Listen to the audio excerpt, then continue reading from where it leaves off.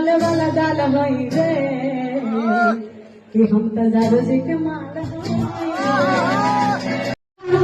कि नहीं पाले वाला दाल हई रे। गाना रोकिए, गाना बोलकर मत गाइए, खाली चांदो जी वाला गा रही है गाना।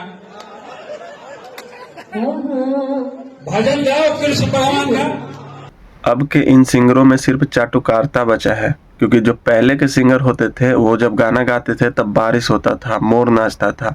इनफैक्ट जब आदमी डिप्रेशन में चला जाता था तो पहले का गाना दवाई इतना काम करता था। समझ रहे हो बात को? लेकिन अब के लोगों के पास क्या है, कंटेंट नहीं है, आवाज़ नहीं है। तो जब चाटुकारिता नहीं करेंगे, अगर लाइक यादव के इवेंट पे गए हैं तो यादव जी के गाना गाएंगे, राजपूत के इवेंट पे गए हैं तो राजपूत जी के गाना गाएंगे। वैसे ही मतलब सारे जाति को, ब्राह्मण हो गए, पासवान हो गए, मतलब सारे जाति को आप ले लीजिए, जिनके इवेंट में जाएंगे उनका बड़ाई करते हुए गाना गाएंगे। क्यों गाना गाएंगे? क्योंकि उनके पास कोई कंटेंट ही नहीं है, कोई लिरिक्स ही नहीं है, आवाज़ ही नहीं है, कुछ भी चिल्ला के गा देना है भाड़ी जैसा।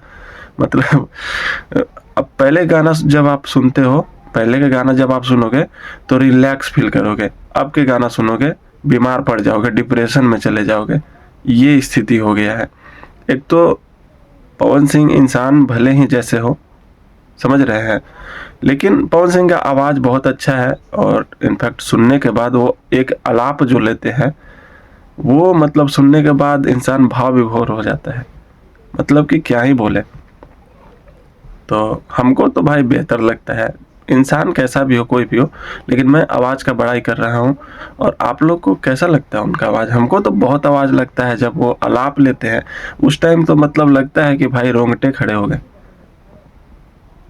तो किनको किनको उनका आवाज़ पसंद है